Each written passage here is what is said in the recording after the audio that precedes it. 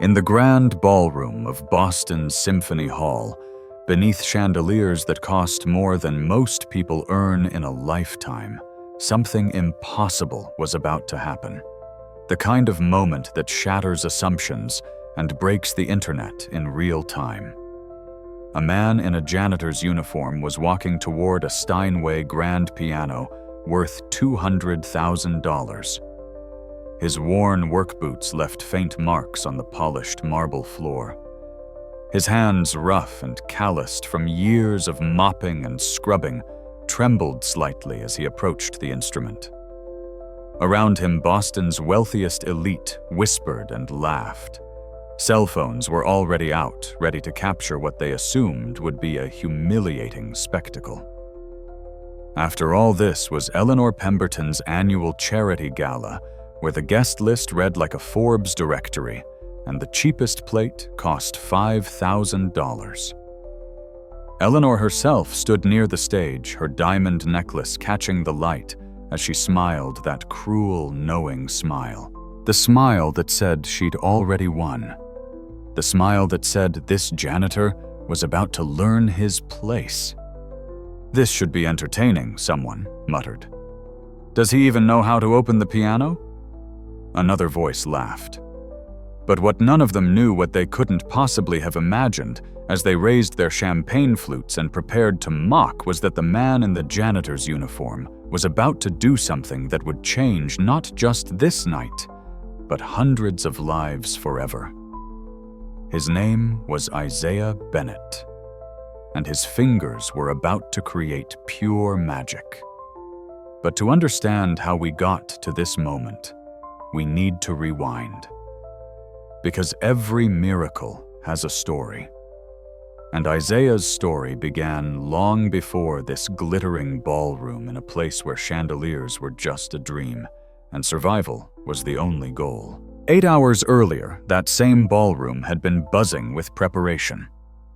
Boston Symphony Hall was hosting its most prestigious event of the year, Eleanor Pemberton's Harmony for Hope Gala, an annual fundraiser that had become legendary in New England's social circles. Eleanor Pemberton wasn't just wealthy.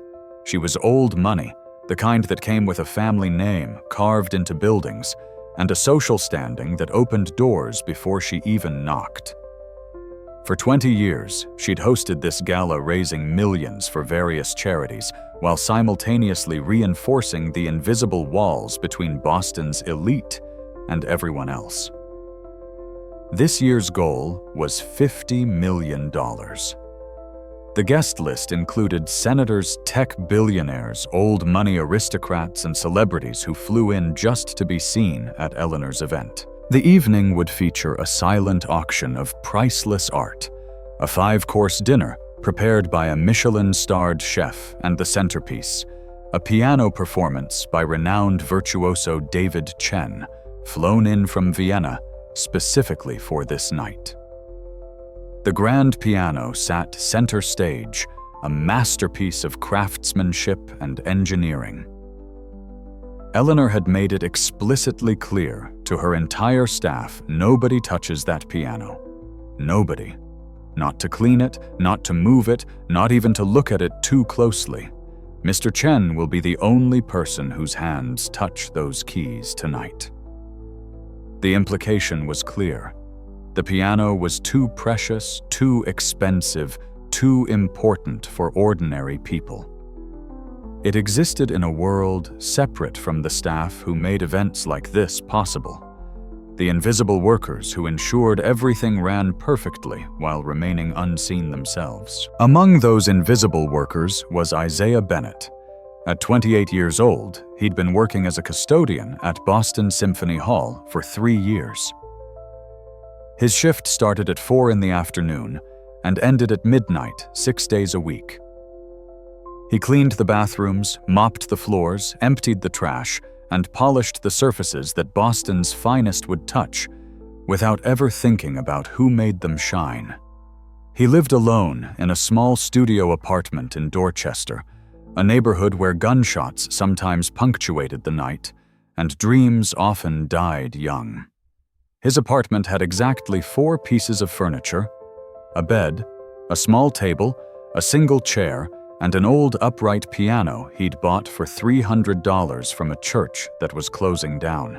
That piano was the only thing Isaiah owned that mattered. Every night after his shift, when the symphony hall was empty and dark, when the last of the staff had gone home and the security guards were making their rounds on the upper floors, Isaiah would slip into one of the small rehearsal rooms in the basement. And he would play. Nobody knew about these secret sessions. Not his co-workers, not his supervisor, not the security guards who'd grown used to seeing him coming and going at odd hours.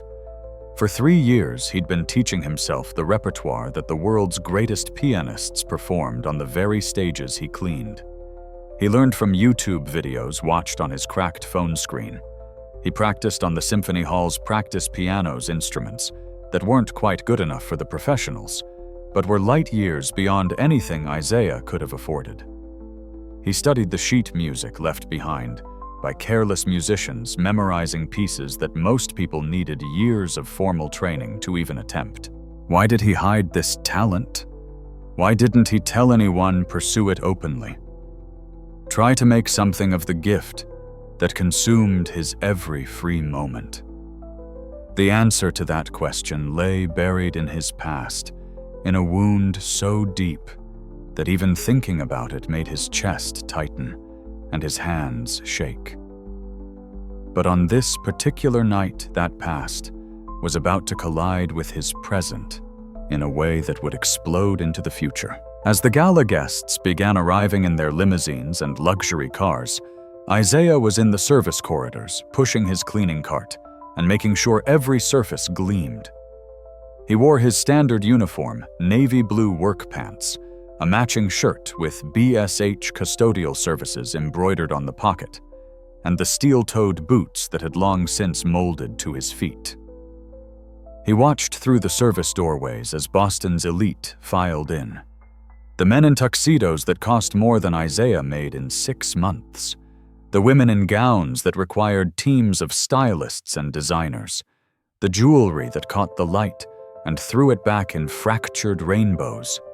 The ease with which they moved through this world, as if luxury were simply the air they breathed. Eleanor Pemberton held court near the entrance greeting guests with practiced warmth. She wore a gown of deep emerald silk that probably cost $50,000, and her signature diamond necklace, a family heirloom, worth enough to buy a house, sparkled at her throat. Isaiah had interacted with Eleanor exactly 3 times in 3 years. Once when he'd accidentally made eye contact while mopping near where she was walking. She'd looked through him as if he were furniture. The second time when he'd held a door open for her and she'd walked through without acknowledgement, as if doors simply opened themselves in her presence. The third time was 2 weeks ago, when he'd been cleaning the piano in the main hall very carefully, very gently. And she'd stopped, turned to him, with ice in her eyes, and said, "Did I give you permission to touch that instrument? No, ma'am, I was just..." "Then don't, ever.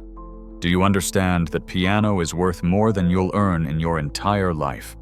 Your hands have no business being anywhere near it." Isaiah had nodded, stepped back and finished his shift, feeling that familiar burn of humiliation. That reminder of his place in the world's hierarchy. That confirmation that some things, some spaces, some possibilities were simply not meant for people like him. But tonight, all of that was about to change. To understand what happened next, you need to know where Isaiah came from. You need to meet the woman who gave him life twice, first at birth, and then again through music. Isaiah was born in the Roxbury neighborhood of Boston, in a small apartment where the heat barely worked in winter, and the walls were so thin you could hear your neighbors' conversations. His father had left before Isaiah's first birthday, leaving his mother, Grace Bennett, to raise him alone. Grace worked as an elementary school music teacher, a job she loved with her whole heart, even though the pay barely covered rent and groceries. She believed in the power of music with an almost religious fervor. She believed it could transform lives, open minds, heal wounds, and build bridges across divides that seemed impossible to cross. The apartment might have been small, but it had one treasure: an old upright piano that Grace's grandmother had given her. It was scratched slightly out of tune and missing a few ivory key covers, but to Isaiah, growing up in that small space, it was magical. He still remembered the first time music captured him completely. He was 6 years old, and his mother was practicing after dinner playing a Chopin nocturne while Isaiah did his homework at the kitchen table. But he couldn't focus on his math problems. The music pulled at something inside him, something he didn't have words for. He wandered over to the piano and just stood there, watching his mother's hands move across the keys. When she finished, she looked down at him with those warm brown eyes that always made him feel safe. "You want to try, baby?" Isaiah nodded. Grace lifted him onto the bench beside her, and his small fingers touched the keys for the first time. The sound that came out was clumsy, discordant, nothing like the beautiful music his mother made. But something ignited in that moment, a spark that would grow into a flame that would define his entire life. Within a week, Isaiah was picking out simple melodies by ear. Within a month, he was playing songs he'd heard on the radio. Within 6 months, Grace realized her son had something rare, not just talent, but genius. The kind of natural musical gift that appears once in a generation that can't be taught or learned, only nurtured and developed. She started teaching him formally every evening after dinner. She couldn't afford private lessons from the conservatory teachers, but she had a degree in music education and 20 years of experience. She taught him theory technique, sight reading, and most importantly, how to pour emotion into every note. Music isn't just about hitting the right keys at the right time, she'd tell him. It's about telling a story. Every piece is a conversation between the composer and the listener, and you're the translator. You have to feel it, baby. Feel it in your bones. Isaiah felt it. He felt everything. When he played sad pieces, he cried. When he played joyful pieces, he laughed. The piano became his second language, one he spoke more fluently than English. By the time Isaiah was 12, he was winning every local competition he entered.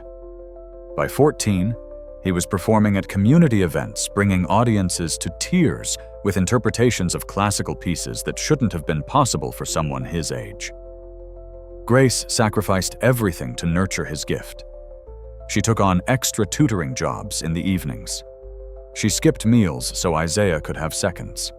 She wore the same 3 outfits for years so she could buy him sheet music and pay for the occasional lesson from a conservatory student who'd work cheap.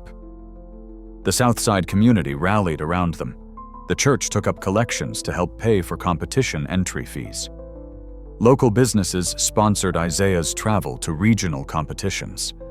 Everyone saw him as their hope, their pride proof that talent and hard work could overcome any obstacle. Isaiah won a full scholarship to the prestigious Boston Conservatory Prep program. He studied under masters who recognized immediately that they weren't just teaching a talented student. They were witnessing the early development of someone who could become one of the great pianists of his generation. The dream was clear. Graduate high school, attend Juilliard on scholarship, launch an international career as a concert pianist. Grace would sit in the front row at Carnegie Hall and watch her son play for presidents and kings. The years of struggle would be vindicated. The sacrifices would be worth it. Isaiah was 17 with acceptance letters to Juilliard and Curtis and every other top music school in the country when Grace started feeling tired all the time. "Just fatigue," she said. She was working too hard, that's all. She'd rest more. But the fatigue didn't go away. It got worse. And then came the other symptoms. Isaiah still remembered the day the doctor called with the test results. He was practicing the Rachmaninoff Piano Concerto No. 2, the piece he planned to perform for his Juilliard audition. Grace was sitting in her usual spot on the worn couch, listening with her eyes closed and a slight smile on her face. The phone rang. Grace answered, and Isaiah watched her face change, watched the color drain away, watched her grip the phone so hard her knuckles turned white. Stage 4, pancreatic cancer. 6 months, maybe less. Treatment options limited. Prognosis grim. The next 6 months were a nightmare Isaiah had never fully woken up from. Grace fought with everything she had, but cancer doesn't care about willpower or love or dreams. The medical bills piled up faster than snow in a Boston winter. Insurance covered some of it, but not nearly enough. Isaiah deferred his Juilliard acceptance to take care of his mother. He worked 3 jobs, early morning shifts at a coffee shop, afternoons, at a grocery store, evenings, wherever he could find work. He practiced piano in the stolen moments between shifts, but those moments grew fewer and fewer. Grace hated watching him sacrifice his future for her. "You need to go to Juilliard," she'd say, her voice weak from the chemo. "That's your destiny, baby. Don't waste it." "You're my destiny," Isaiah would answer. "Everything else can wait. But some things can't wait." Grace died on a Tuesday evening in March, with Isaiah holding her hand and playing Chopin's Nocturne in E-flat major on his phone, because he couldn't bring himself to leave her bedside to get to a real piano. Her last words to him were, "Promise me you'll never stop playing. Promise me you'll share your gift with the world.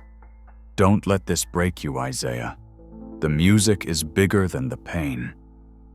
He promised. What else could he do? You promise your dying mother anything she asks. But after the funeral, after the medical bills were settled by liquidating everything Grace had owned, after the scholarship offers were withdrawn, because he'd missed too many deadlines, Isaiah found he couldn't keep that promise. He couldn't even sit at a piano without breaking down. The instrument that had been his greatest joy became a monument to his greatest loss. For 10 years, Isaiah drifted. He took whatever jobs he could find. He moved from apartment to apartment, city to city, running from a pain that followed him everywhere. He didn't play piano. He didn't listen to music. He buried that part of himself so deep he almost convinced himself it had never existed. Almost. But 3 years ago, something changed. He took the custodian job at Boston Symphony Hall because it was the only place hiring, and he needed work. On his first night walking through the empty building after his shift, he heard it piano music echoing from somewhere deep in the complex. He followed the sound to a basement rehearsal room where a student had left a practice session recording playing on loop, probably by accident. It was Rachmaninoff. The same concerto Isaiah had been practicing when his mother got her diagnosis. And something inside him, something he'd thought was dead, stirred back to life. The next night he found an empty rehearsal room with an old upright piano. His hands shook as he sat down. Tears streamed down his face as his fingers found the keys. And he played. Poorly, at first rustily, like someone speaking a language they hadn't used in years. But he played. Every night after that, he returned. He rebuilt his technique note by note, piece by piece. He relearned everything his mother had taught him. He honored her memory the only way he knew how, through the music she'd loved. But he told no one. This was private, sacred something just between him and his mother's ghost. He was a custodian. That was his identity now. The dreams of concert halls and standing ovations belonged to a different person, a different life. Until tonight. At 7:45 p.m., 15 minutes before the scheduled start of Eleanor Pemberton's gala, chaos erupted backstage. David Chen, the renowned pianist who was supposed to be the evening's featured performer, was stuck in traffic. A massive accident on the Mass Pike had turned the highway into a parking lot. He was still 40 minutes away and getting later by the minute. Eleanor's event manager, a perpetually stressed woman named Patricia, rushed to deliver the news. "We have a problem. A big problem." Eleanor's face went from composed to furious in seconds. What kind of problem David Chen isn't going to make it in time? He's stuck in traffic, and even when he gets here, he'll need time to prepare warm-up. That's unacceptable. This is the centerpiece of the entire evening. I have governors and CEOs out there expecting world-class entertainment. I know I'm trying to figure out alternatives. What alternatives? You think we can just pull a concert pianist out of thin air? That's when James, one of the security guards, made a suggestion that would change everything. James was a good man who'd worked at the Symphony Hall for 15 years. He'd seen Isaiah sneaking into the practice rooms late at night. He'd heard him play. And unlike everyone else, James had recognized what he was hearing: genius. Actually, James said quietly there might be someone. Eleanor turned to him with ice in her eyes. "Excuse me?" One of the custodians. "Isaiah. I've heard him play. He's extraordinary, Mrs. Pemberton. I know how it sounds, but..." "You're suggesting," Eleanor said, her voice dripping with disdain, "that I put a janitor on stage at my gala to perform on a $200,000 piano in front of the most important people in Boston. I'm just saying he can play. Really play. Maybe if you heard him, absolutely not. I'd rather cancel the performance entirely than become a laughingstock. Find David Chen? Charter a helicopter if you have to. But I will not, under any circumstances, put a custodian on that stage." But as the minutes ticked by, and David Chen remained stuck in gridlock, Eleanor's options narrowed. Patricia was making frantic calls trying to find any available pianist in the greater Boston area. They were all booked performing elsewhere, or couldn't get there in time. At 8:15, with the guests seated and the program supposed to be starting, Eleanor stood in the wings, her perfect facade cracking. The silent auction was done. Dinner was finished. The schedule called for the piano performance, and she had no pianist. Patricia approached her again. "Mrs. Pemberton, we need to make a decision. We can either cancel the performance and lose face, or we could let the custodian try. Just one piece. If he's terrible, we cut him off, make an excuse, and move on. But if James is right, James is not right." Eleanor snapped. "Custodians don't play like concert pianists. It's absurd. But what choice do we have?" Eleanor stood there, her jaw clenched, her pride warring with her desperation. Finally, she said, "Fine. Get him. But when this becomes a disaster, everyone will know it was not my idea." Isaiah was in the basement storage room, sorting cleaning supplies, when Patricia found him. "Isaiah, we need you upstairs, now." He looked up, confused. "Did I miss something? Is there a spill?" "No, nothing like that. Just come with me, quickly." She led him through the service corridors to the backstage area where Eleanor waited with a look on her face like she'd just eaten something rotten. James stood nearby, giving Isaiah an encouraging nod. "Isaiah." Patricia began. "This is going to sound strange, but our pianist can't make it, and James says you can play piano. Is that true?" Isaiah's heart stopped. His mouth went dry. For 3 years, he'd kept his secret carefully guarded, and now it was being dragged into the light in the worst possible way. I play a little," he said carefully. "A little, isn't going to cut it," Eleanor said coldly. "Can you actually perform, or did James waste my time?" Isaiah looked at Eleanor, at the contempt in her eyes, at the way she stood with her arms crossed, like he was something unpleasant she'd stepped in. He looked at Patricia's desperate hopefulness. He looked at James, who nodded encouragingly. And then he looked past them through the stage entrance and saw the piano. That beautiful Steinway grand sitting under the lights like it was waiting for him. His mother's voice echoed in his memory. "Promise me you'll never stop playing. Promise me you'll share your gift with the world." "I can play," he said quietly. Eleanor laughed. Actually laughed. "You can play? How delightful. And what exactly can you play, Mr. Bennett Chopsticks?" Mary had a little lamb. Something flickered in Isaiah's chest. Not quite anger. Not quite courage. But something that had been dormant for too long, stirring back to life. "I can play Rachmaninoff," he said. "Piano Concerto No. 2. Or, if you prefer something else." "Oh, this is perfect," Eleanor said, turning to Patricia.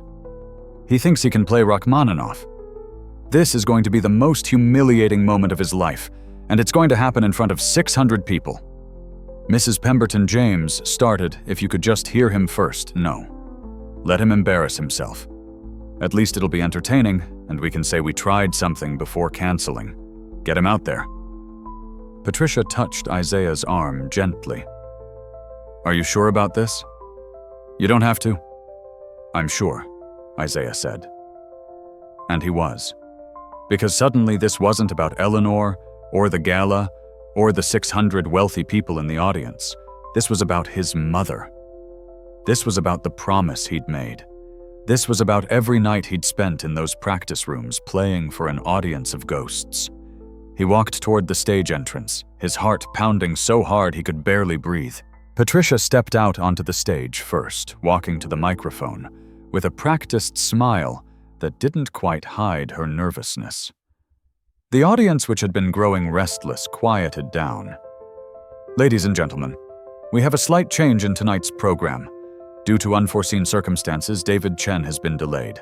However, we're fortunate to have a wonderful surprise performance for you this evening." Murmurs rippled through the crowd. Surprise performances at Eleanor Pemberton's galas were unheard of.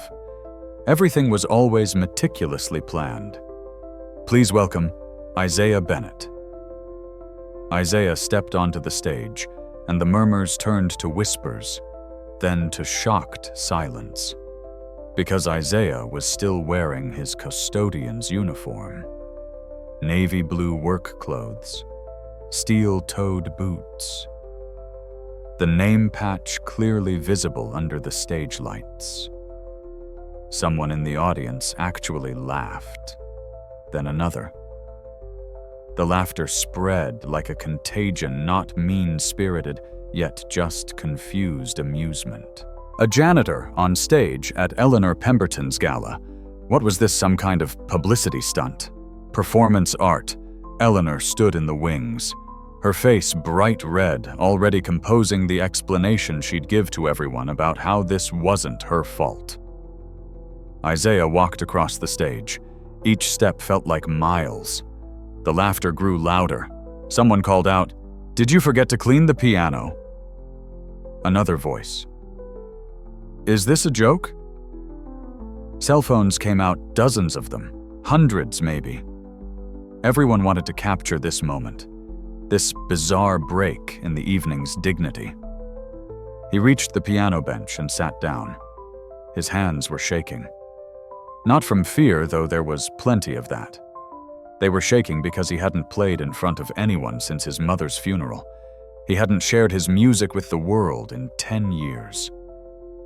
He looked out at the audience, at all those faces expecting him to fail, and for a moment he almost got up and walked away. This was insane. These people were right to laugh. What was he doing? But then he closed his eyes and saw his mother's face, heard her voice. "The music is bigger than the pain, baby. The music is bigger than everything. He placed his hands on the keys. The laughter died away, replaced by anticipatory silence. They were waiting for him to embarrass himself. Isaiah took a deep breath and whispered, "This is for you, Mama." And then he began to play. The opening notes of Rachmaninoff's Piano Concerto No. 2 filled the hall. And in that instant, everything changed. The concerto begins with a series of powerful chords, 8 of them cascading down the keyboard like a challenge to the audience. Isaiah's hands, those rough, calloused hands that had spent the evening cleaning bathrooms, moved across the keys with a precision and power that seemed impossible. The first chord hit like a thunderclap. The second followed perfectly timed, perfectly weighted. By the third chord, the laughter had completely stopped. By the fifth chord, mouths were falling open. By the eighth chord, people were leaning forward in their seats, suddenly paying attention in a way they hadn't been all evening. This wasn't possible. This couldn't be real. Janitors didn't play like this. But Isaiah wasn't thinking about any of that.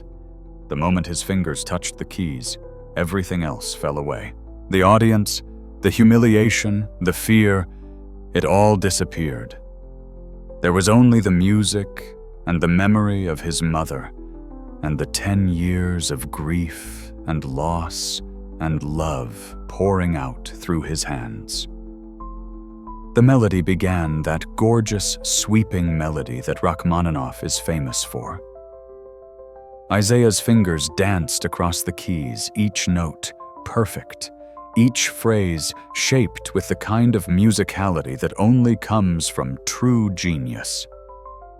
In the audience, a woman gasped audibly.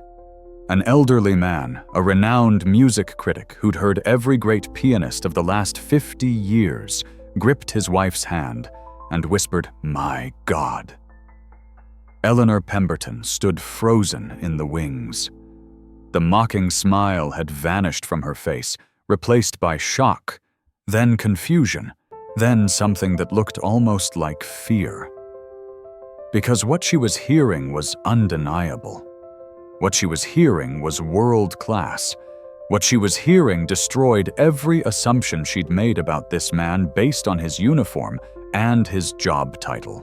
James, the security guard who'd suggested Isaiah in the first place, had tears streaming down his face. "I told them," he whispered. "I told them he could play. Isaiah lost himself in the music. The technical challenges of the piece, which would make most pianists nervous, felt natural under his hands. The rapid runs, the complex chord progressions, the delicate balance between power and subtlety. He navigated all of it as if he'd been born to play this music. As he played, memories flooded his mind. He saw his mother sitting on their old couch, eyes closed, listening to him practice this very piece when he was 17. He saw her smile, that proud, beautiful smile that had always made him feel like he could do anything. He remembered the day she taught him about rubato, the art of stealing time, of stretching and compressing the tempo for emotional effect. "You can't just follow the metronome, baby," she'd said. "You have to feel where the music wants to breathe. Let it live." Isaiah let it live now. He took the phrases and shaped them, bent them, made them sing. He played with a level of emotional depth that went far beyond technical mastery. Every note carried the weight of his journey, the poverty, the dreams, the tragedy, the loss, the survival. The audience was completely silent now. Phones that had been raised to record a humiliation were now recording something else entirely, the emergence of a virtuoso from the most unexpected place. In the third row, a tech billionaire who'd paid $50,000 for his table and had been checking his phone throughout dinner found himself crying. He didn't know why. He wasn't a particularly emotional man. But something in this music, Something in the way this janitor in his work uniform played cracked something open inside him. A senator's wife reached for her husband's hand. A hedge fund manager who'd planned to leave early found himself unable to move. A socialite who'd been to 1,000 concerts and thought she'd heard everything realized she'd never heard anything quite like this. Because what they were hearing wasn't just technical proficiency, it was honesty. It was pain transformed into beauty. It was a human soul laid bare through 88 keys. Isaiah reached the first movement's climactic moment where the piano and orchestra would normally engage in a powerful dialogue. Of course, there was no orchestra tonight. It was just Isaiah and the piano. But somehow that made it more powerful. His left hand played the orchestral parts, while his right hand soared above with the melody, and the effect was breathtaking. He moved into the second movement, the famous Adagio sostenuto. This was the heart of the concerto, the movement that had been used in countless films and television shows, because it was simply one of the most beautiful pieces of music ever written. It required not just technical skill, but emotional maturity, the ability to sustain a single emotional thread across several minutes without losing the audience's attention. Isaiah played it as if he were having a conversation with his mother. Each phrase was a memory, a thank you, a confession, an expression of love that he'd never gotten to say properly before she died. As Isaiah moved through the second movement, something extraordinary happened in that hall. It wasn't just a concert anymore. It was a transformation. Every person in that room, regardless of their wealth or status or background, was connected to something larger than themselves. The melody rose and fell, surged and retreated, built and released. Isaiah's hands moved over the keys with a fluidity that seemed effortless, but anyone who knew anything about piano knew that this level of playing required decades of dedication. Eleanor Pemberton, still standing in the wings, found herself crying. She didn't want to be. She was furious at herself for crying, but she couldn't stop. Because somewhere in this music she heard something that challenged everything she'd built her life on. She'd spent 63 years believing in hierarchy, in the natural order of things, in the idea that breeding and wealth and education separated the worthy from the unworthy. She'd looked at Isaiah in his custodian's uniform and seen someone beneath her, someone whose hands had no business touching anything precious.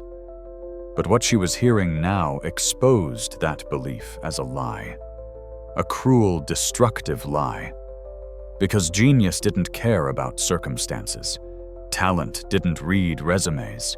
Art didn't check bank accounts. And she'd been seconds away from denying this music to the world because of her prejudice. The shame hit her like a physical blow. She gripped the curtain for support as Isaiah moved into the third movement, the triumphant finale. This movement was all fire and passion, technical pyrotechnics combined with unstoppable momentum.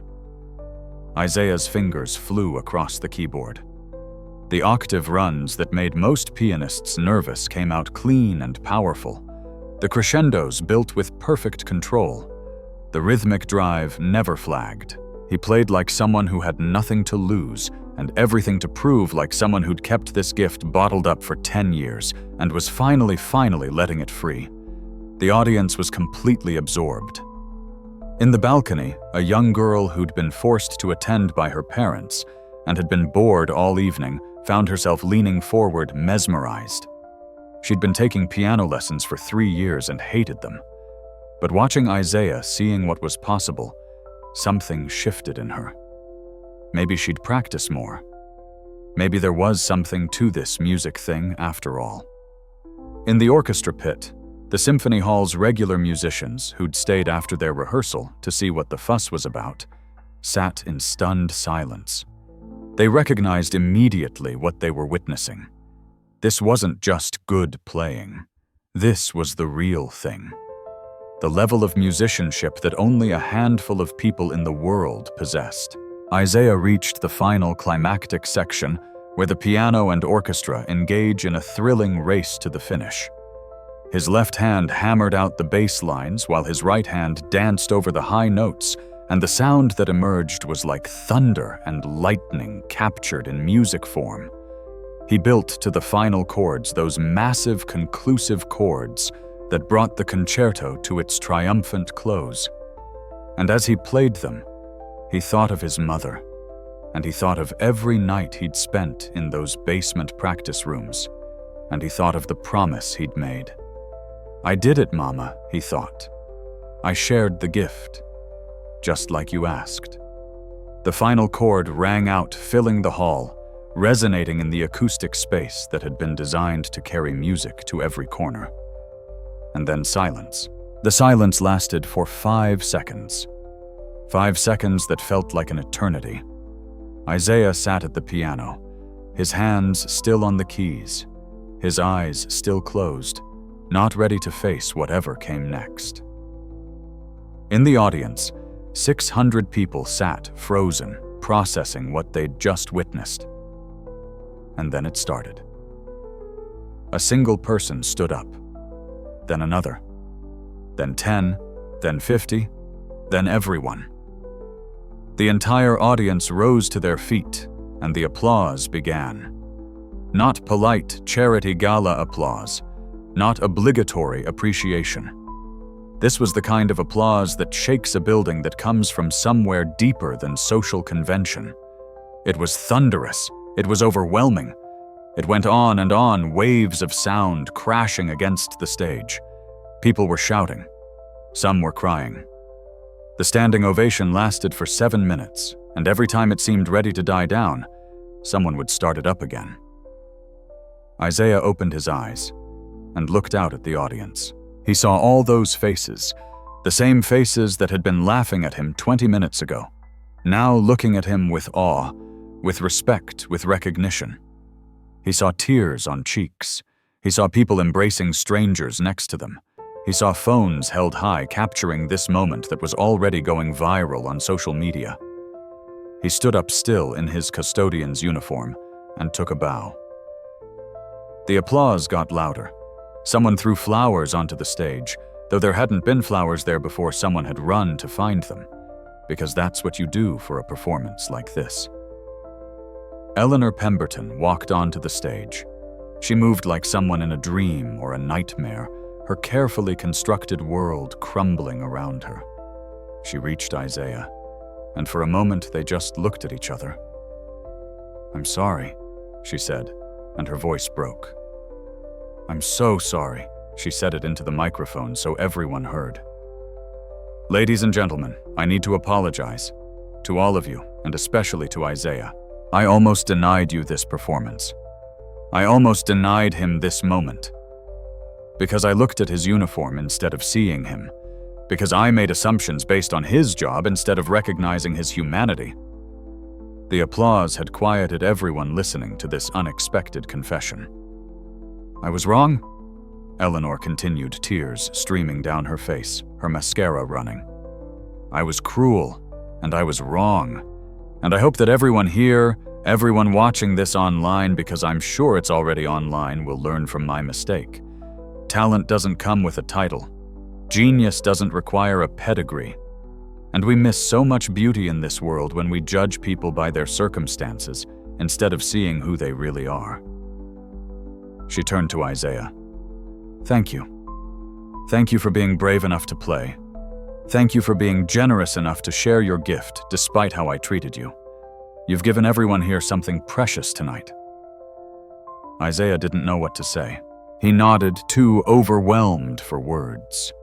The applause started again, and this time it was for both of them, for Isaiah's talent, and for Eleanor's courage to admit her wrong. But as Isaiah walked off stage, as he moved back through the wings and into the service corridors, as the reality of what had just happened began to sink in, he felt something he hadn't felt in 10 years. He felt like himself again, complete, whole, like the broken pieces had finally been put back together. By the time Isaiah reached the custodial office to change out of his uniform, his phone, which he'd left in his locker, was exploding with notifications. Someone had posted a video of his performance on social media, and it was spreading faster than anything viral spreads in the digital age. Within an hour, it had 1 million views. Within 3 hours, 10 million. By morning, it would be the most watched video on the internet, shared by celebrities' news outlets and ordinary people who'd been moved by the story of a janitor who played like an angel. The comments were overwhelming. I'm literally crying. This is what America is supposed to be about. That woman's apology was powerful. That's how you admit you were wrong. Can someone please get this man a record deal? I've heard professional pianists my whole life, and this is in the top 5 performances I've ever witnessed. The way he played, you could feel every emotion. That's not just skill. That's soul. Before Isaiah even got his phone out of his locker, there were voicemails from record labels, concert halls, television producers, and agents. The Boston Symphony Orchestra's artistic director had already called twice. The New York Philharmonic had sent an email. 3 different venues wanted to book him for solo recitals. Patricia found him in the locker room, tears streaming down her face. Isaiah, do you have any idea what you just did? Do you have any idea how many lives you just changed? He didn't. He was still processing, still trying to understand how his life had turned inside out in the space of 20 minutes. There are reporters outside, Patricia continued. Camera crews, everyone wants to talk to you. But you don't have to talk to anyone if you don't want to. We can get you out through the back entrance. I don't know what to do, Isaiah admitted. Take your time. There's no rush. But Isaiah, this is just the beginning. Your life will never be the same. She was right, of course. By the next morning, Isaiah's story was on every news channel, every social media platform, every conversation. The video had been watched by over 50 million people. Major news outlets were running stories not just about the performance, but about Isaiah's background, his mother's sacrifice, the years he'd spent hiding his talent. Record labels got into a bidding war for the right to produce his first album. Concert halls from Boston to Berlin to Buenos Aires were offering him performance slots. The governor of Massachusetts called personally to invite him to perform at the State House. But more importantly, ordinary people were reaching out. Music teachers telling him that his story had inspired them to look more carefully at their students, to never assume they knew someone's full potential. Young musicians from poor neighborhoods saying they'd started practicing again because Isaiah proved that circumstances didn't define destiny. Parents thanking him for showing their kids that dedication and talent could overcome any obstacle. 2 weeks after the performance, Isaiah sat in a lawyer's office signing papers to establish a non-profit foundation. The Grace Bennett Foundation for Musical Excellence would provide full scholarships, including instruments lessons and performance opportunities to talented young musicians from underprivileged backgrounds. The initial funding came from an unexpected source. Eleanor Pemberton had donated $5 million. It was her way of putting action behind her apology, of turning her mistake into something positive. I can't undo my prejudice, she'd told Isaiah when she made the donation. But I can make sure that no other young musician has to struggle the way you and your mother did. I can make sure that talent is recognized regardless of where it comes from. She'd done more than just donate money.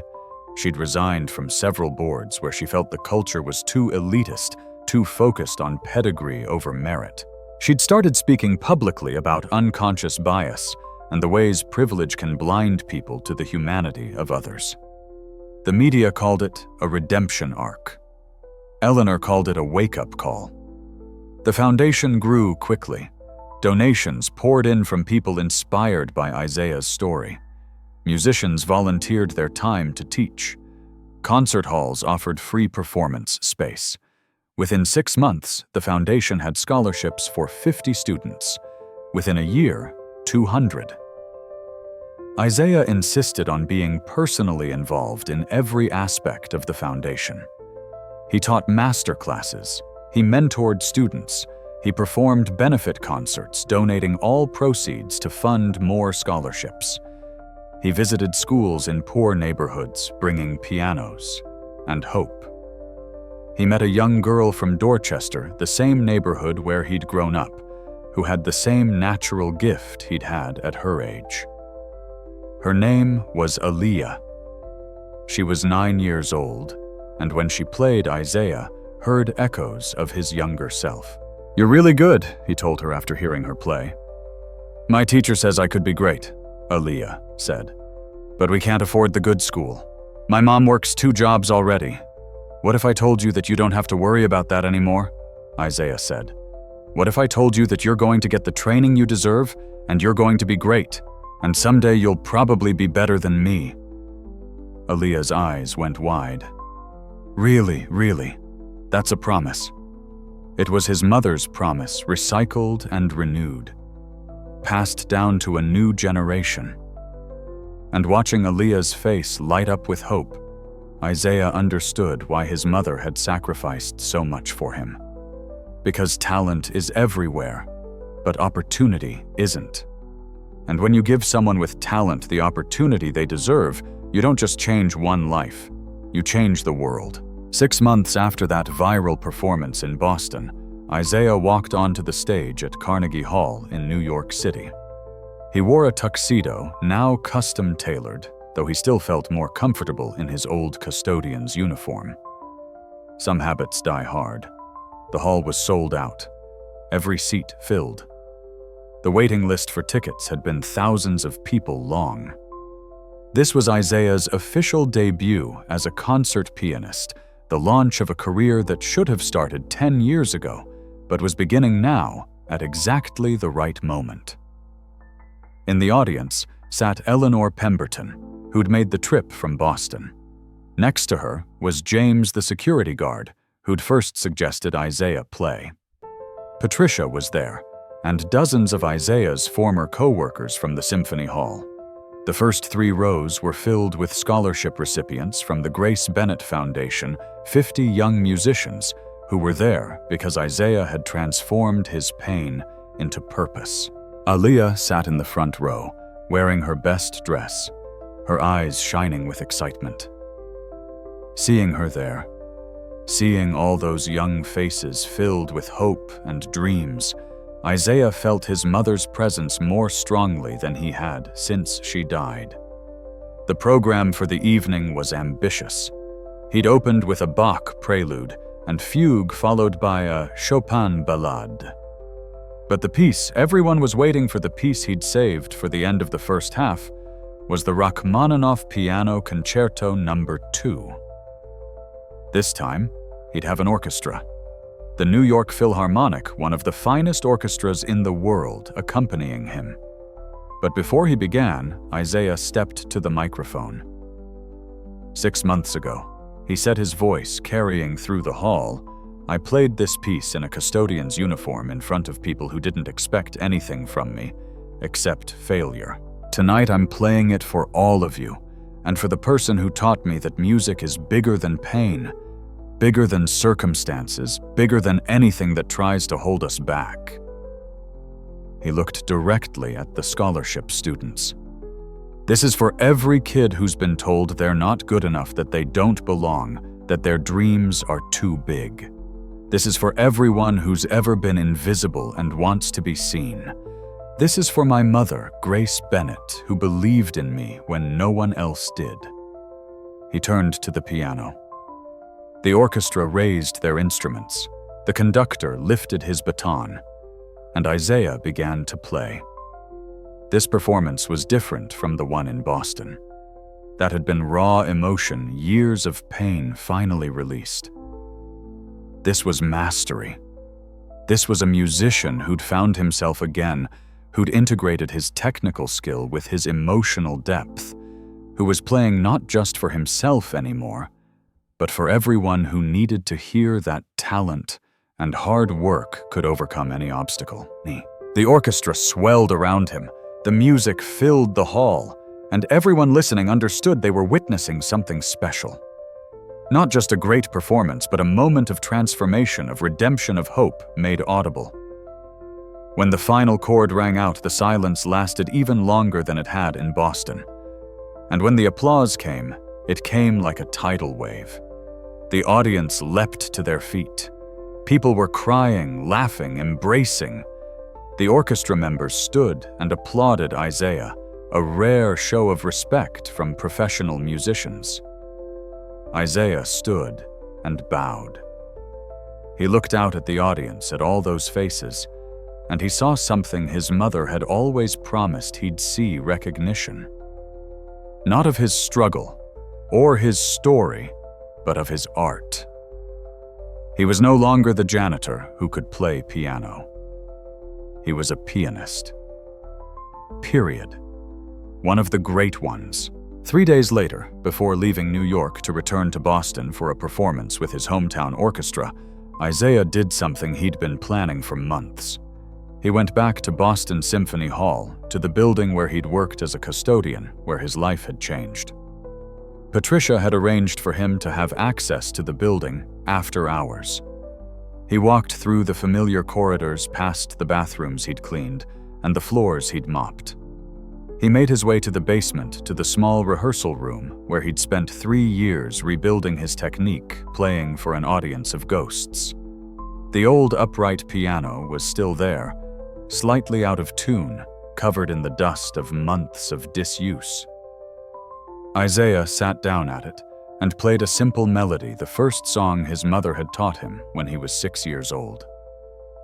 "I kept my promise, Mama," he said quietly to the empty room. "I'm sharing the gift. And it's bigger than I ever imagined." He thought about the scholarship students, the young musicians who now had opportunities they wouldn't have had otherwise. He thought about the conversations his story had sparked about talent and potential and how we judge people.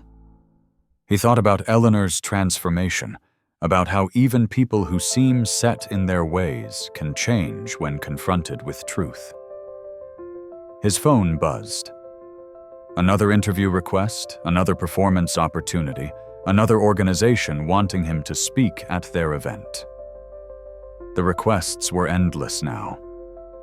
Everyone wanted a piece of his story, his time, his music.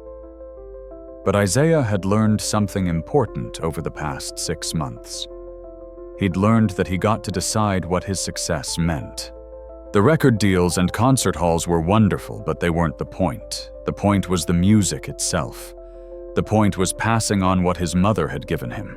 The point was making sure that the next kid with calloused hands and impossible dreams didn't have to wait 10 years or face public humiliation to be seen. He left the rehearsal room and made his way upstairs to the main hall, to the stage where it had all happened. The custodial staff was working, preparing for the next day's rehearsal.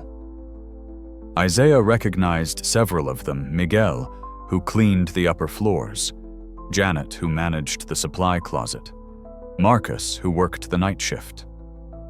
They stopped when they saw him, not sure how to react. He wasn't their coworker anymore. He was famous now, successful, different. But Isaiah walked over and shook each of their hands. "Thank you," he said. "Thank you for treating me like a person when I worked here. Thank you for the conversations in the break room and the help with the supply orders and the jokes that made the night shifts bearable. You helped me survive when I needed to survive." Janet had tears in her eyes. "We always knew you were special, even before we knew about the piano." "Everyone's special," Isaiah said. "Everyone has something. We just don't always get the chance to show it." A year after that night in Boston, the Grace Bennett Foundation had provided full scholarships to over 200 students. 3 of them had already won major competitions. 5 had been accepted to conservatories. All of them had something they didn't have before: hope. Isaiah performed at concert halls around the world, but he always made time to return to Boston to teach master classes at the foundation to mentor students who reminded him of himself. He never forgot where he came from. He never forgot that his success was built on his mother's sacrifice and the second chance that James, the security guard, had given him. Eleanor Pemberton became the foundation's biggest advocate. She used her wealth and connections to open doors to create opportunities to challenge other wealthy people to examine their own biases. She and Isaiah formed an unlikely friendship, bonded by the night that changed both their lives. The video of that original performance never stopped circulating. Years later, it would still pop up on social media, shared by people who needed to be reminded that talent exists everywhere, that potential doesn't announce itself with credentials that we miss so much when we judge by appearances. Music teachers would show it to their students as an example of what's possible. Social justice advocates would use it in discussions about privilege and bias. Parents would watch it with their children and talk about the importance of seeing people for who they really are. But the real legacy wasn't in the viral video or the foundation, or even Isaiah's successful career. The real legacy was in the quiet moments in Aaliyah, practicing scales in her apartment, determined to be as good as Isaiah someday. In the young man from Detroit who saw Isaiah's story and decided to pursue his own musical dreams instead of giving up. In the wealthy executive who started paying attention to the custodial staff at his office and learned their names and stories. The real legacy was in the slowly changing understanding that talent doesn't care about your bank account, your zip code, your job title, or the assumptions people make about you. The real legacy was in the expanding circle of opportunity reaching kids who'd been invisible before. In the end, Isaiah's story isn't just about music. It's about seeing, really seeing. Looking past the uniform to the person wearing it. Looking past the circumstances to the potential within. Looking past our assumptions to the truth that talent and genius and beauty can emerge from anywhere, from anyone, if we just give them the chance.